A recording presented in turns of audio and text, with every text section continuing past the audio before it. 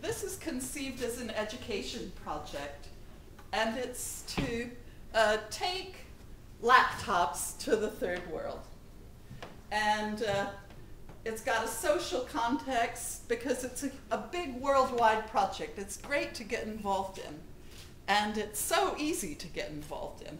It brings together people in education, software engineers, hardware engineers, all in one big, large community, and it's reflected in the one laptop per child web presence.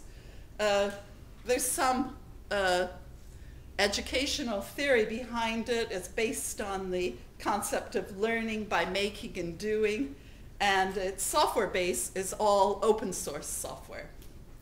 So it's a great learning experience for software engineering students as well as researchers.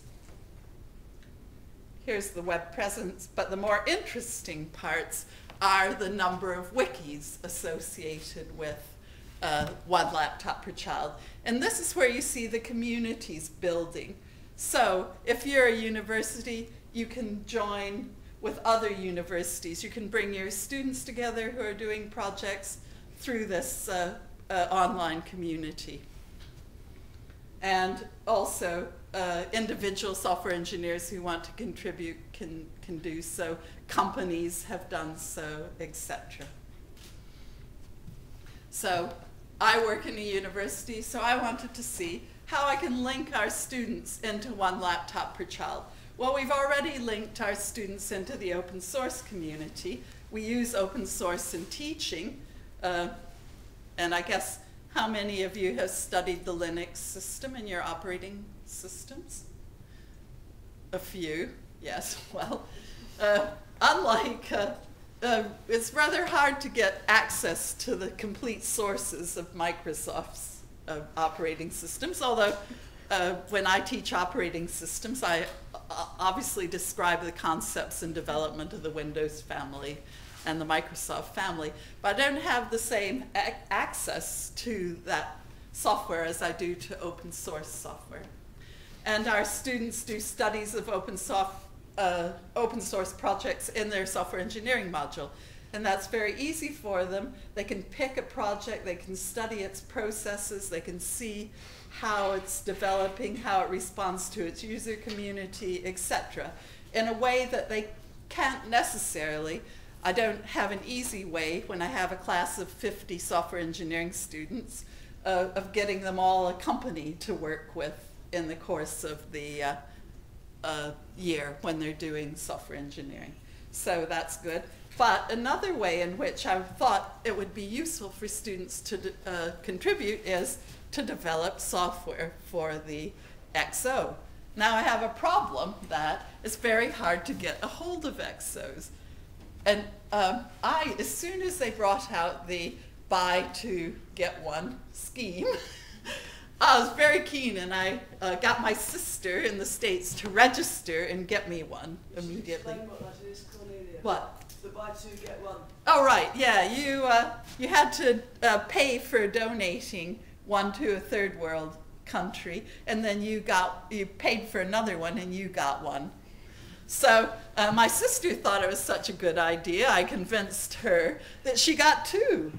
And then one for her son's children, 2 little boys. But they're so used to using dad's and mom's Windows laptop and playing videos that they thought it was useless. So I ended up with 2. How I got them here is another story.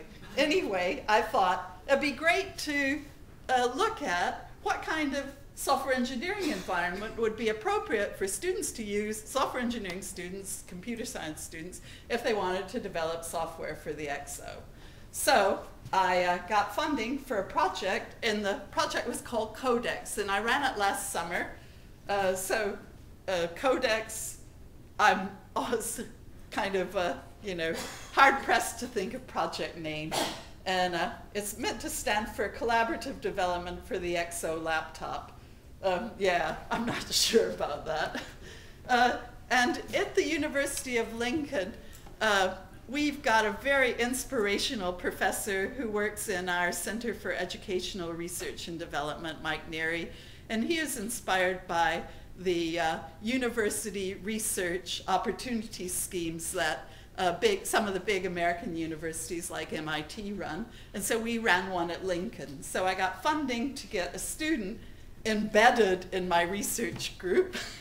I don't know if you remember when they talked about journalists being embedded with units in the Army, etc. So we embedded these guys in our group. What that meant is we actually let them come into our office and work with us all summer, and shared an office with them. And then what we did is I was thinking, previously I'd had a project of looking at Eclipse and building we called it a clamp, Eclipse Amplified. It was a version of Eclipse for student use.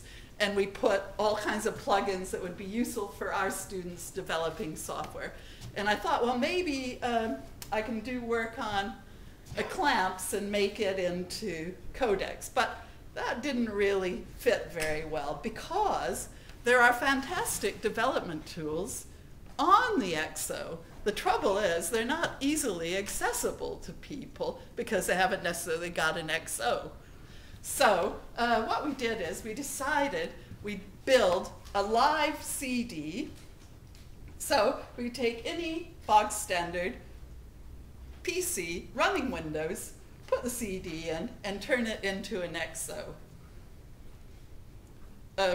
Really what that means is we put a pared down version of Ubuntu running the sugar interfaces onto a CD. And why did we do that? Well, because although we use Linux for teaching, we don't use a pared down Ubuntu version. We don't run the sugar interfaces. The lab isn't maintained by us. And to make this work for students, a lot of the students bring their own laptops, and they run a variety of things on it. But we thought if we made a live CD so they can easily access the EXO software from the CD, that'll make it straightforward for them to do development. I've got money to do more work on this project this summer, and I'm looking for a student at the moment. And this was a great project for the student because it hooked them into the big open source community. They were online, they were visible, people came to them and said, "Great, I'm glad you picked up my live CD for Ubuntu. Oh, fantastic, you're recompiling all the sugar interfaces so they're up to date. Great." What we want to do next is to do a USB because the CD is a bit of a pain. And the CD, we can make it more maintainable. We can download the latest version onto it. And we also want to look at a managed release strategy. So it's what I call multi-dimensional evolution. We've got Ubuntu on one side, we've got the sugar interfaces on another. The sugar interfaces are built on Python. So we've got different things evolving at different rates, and we want to keep an easy way of managing our release of the software so we have the most up-to-date version.